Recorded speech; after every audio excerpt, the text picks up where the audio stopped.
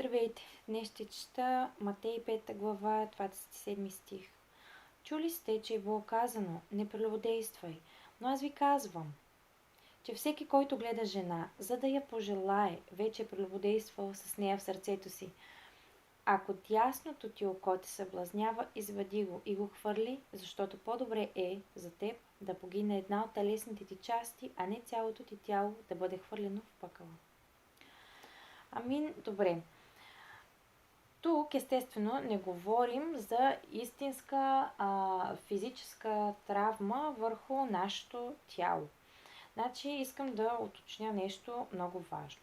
Библията и Бог никога не са били мотиватори някой да нарани себе си или физическото си тяло с нещо.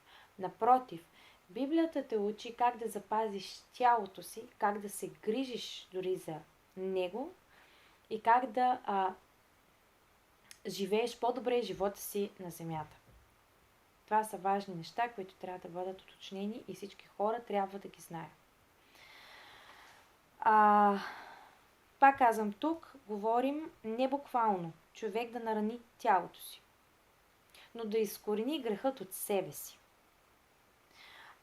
В Библията има още един стих, който ни казва, че тялото ни е храм на Святия Божий Дух и ние трябва да го пазим. Тук просто е дадено едно драматично, много драматично описание на проблема, за да покаже всъщност колко е важна святостта, колко е важно човек да пази тялото си свято и вътрешното му на човека да бъде свято. Духа му, душата, тялото. Просто да бъдат в чистота. И една от заповедите, които Господ казва също така е: не пожелавай. И пак казвам, защото Бог много държи на святостта. Насърчавам ви.